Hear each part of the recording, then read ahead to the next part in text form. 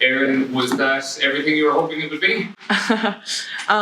Yeah, no, we were delighted to show what we're capable of majority of the game, but yeah, no, really happy with that performance and really proud of the girls, and yeah, we're only growing, and this is just the beginning. Even away from the occasion itself, just how pleasing was it to get a big performance to finish off the championship? Yeah, really positive. Obviously, we put out there that we wanted 3 home wins, and we haven't gotten that in a while. So to put that out there and then get that done, we're really proud of that. And yeah, just a performance in itself. I think that first half we really came out the blocks, and we've talked all campaign about having a fast start, and I think we showed that we can do that. And Scott, how pleased are you with particularly that first half to just really hammer it home? Well, first half, how good the girls can be. I thought they took everything that we've been working on over a period of time and put it into a space. And people look at the pick and go scores, and look, they're a product of some unbelievable backs play to get you on the front foot, to carry collisions, a little bit of offloading, gets you to that point, gets you 95 metres up the pitch, and to have that sort of sense of inevitability of scoring is where we want to move the group to. We knew we needed that it was one of the reflections from the World Cup. When you come against the best teams, once you get there, you need to be able to take your points. And certainly that first half, I thought they were unbelievable at executing the pressure they built. And as ever, there's bits to learn, isn't there? The second half, we weathered a storm.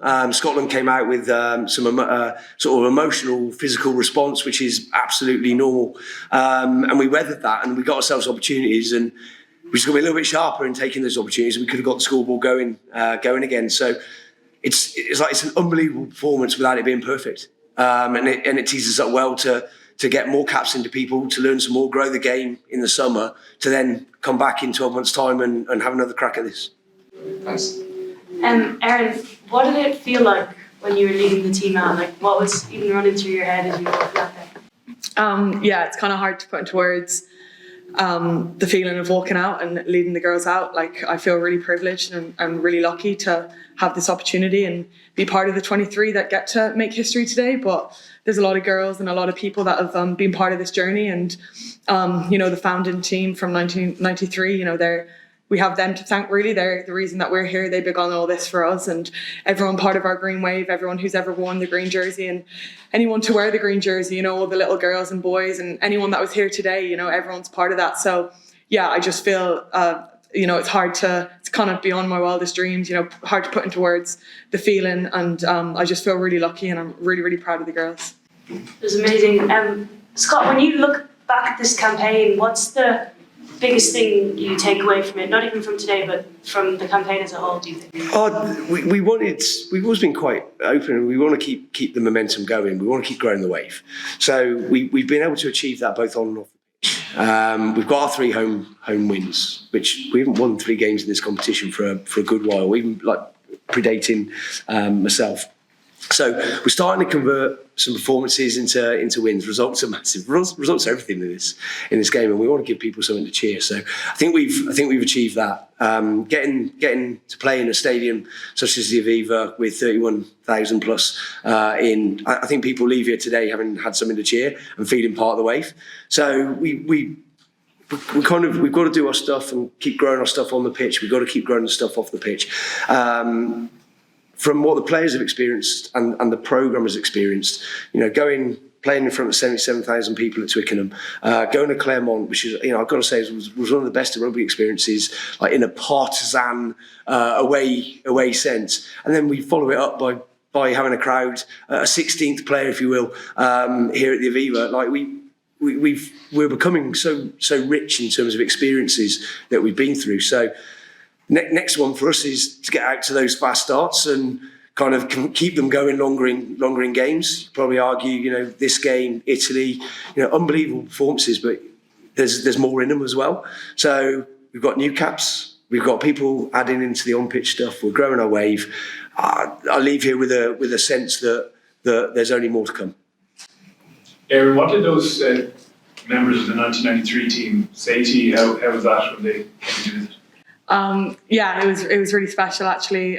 We got to present each other our jerseys last night, and yeah, they said to us that they felt like they were in awe and they were honoured to be in front of us, and you know, we straight away said that it was an honour to have them there, that we're in awe of them, and all the hard work that they had to do. You know, they didn't have any support, and they just played rugby because they love it. And I guess at the end of the day, that's why we do it, and we never lose sight of that. That's a big pillar of mine personally, and something that I love to bring into the team, to enjoy it and play with smiles on faces. And that's why you start playing rugby, is because you love the sport. So we really had that in common, which was really nice. And they were chatting about loads of stories, and we were telling them stories, and it was really funny when the girls were presenting the jerseys. It was like mini me's and things like that. You know, the second rows were all really tall, and the scrum halves were all really short and stuff like that. So that was really funny. But yeah, just it was really, really, really special. And they have this big sense of pride watching us play, which is really nice. And yeah, it was a really special day that I don't think I'll ever forget. All right, we go to last one. Scott, you mentioned it's a results business, 3 wins, naturally 4 new caps, 27 players used. I'd say you'll have the number on that. But in terms of how you start a World Cup cycle, it's one hell of a way to start. It's ideal because we haven't backed off momentum. We've been able to keep going after getting better. We talk about closing the gap. You know, I think if you look at the second half versus England, first half versus France, probably even a bit deeper than that into the second half against France, that we're becoming, and now the next thing is to keep growing that and become more. And as we do that, we'll need more experiences in players. Susanna, you spoke about you know, what have I discovered in this competition? I think we've probably discovered some sort of superstar captain who embodies what we want to become, leads from the front, passion, wears it on her sleeve. And you know, this is the first time Erin's done this role, and I would say 5 games in, she's becoming massively accomplished already. So we're getting more layers to ourselves. So I think we've kept momentum in terms of year 1 of a cycle, of a World Cup cycle. We're exactly where we want to be.